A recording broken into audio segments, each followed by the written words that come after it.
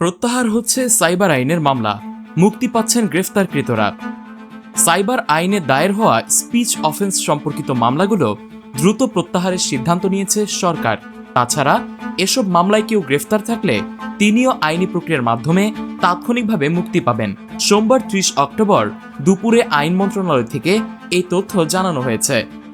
প্রসঙ্গত, তথ্য ও যোগাযোগ প্রযুক্তি আইন ২০০৬, ডিজিটাল নিরাপত্তা আইন ২০১৮ এবং সাইবার নিরাপত্তা আইন ২০২৩-এর অধীনে আগস্ট ২০২৪ পর্যন্ত দেশের ৮টি সাইবার ট্রাইব্যুনালে মোট ৫,৮১৮টি মামলা চলমান রয়েছে।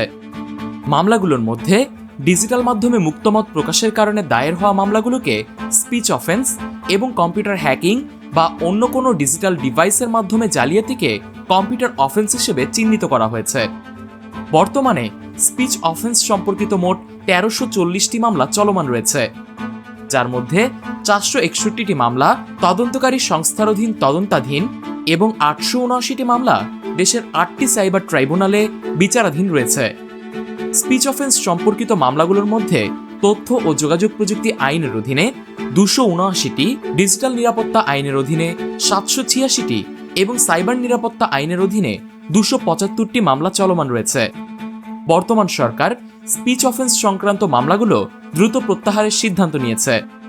১৩৪০টি স্পিচ অফেন্স সম্পর্কিত মামলার মধ্যে বিচারাধীন ৮৭৯টি মামলা আইন মন্ত্রণালয়ের সঙ্গে স্বরাষ্ট্র মন্ত্রণালয়ের সমন্বয়ের মাধ্যমে দ্রুত প্রত্যাহার করা হবে। তদন্তাধীন ৪৬১টি মামলা চূড়ান্ত রিপোর্ট দাখিলের মাধ্যমে দ্রুত নিষ্পত্তির জন্য তদন্তকারী কর্মকর্তাকে নির্দেশ দেওয়া হবে। এসব মামলায় কেউ গ্রেফতার থাকলে তিনি এই প্রক্রিয়ার মাধ্যমে তাৎক্ষণিকভাবে মুক্তি পাবেন।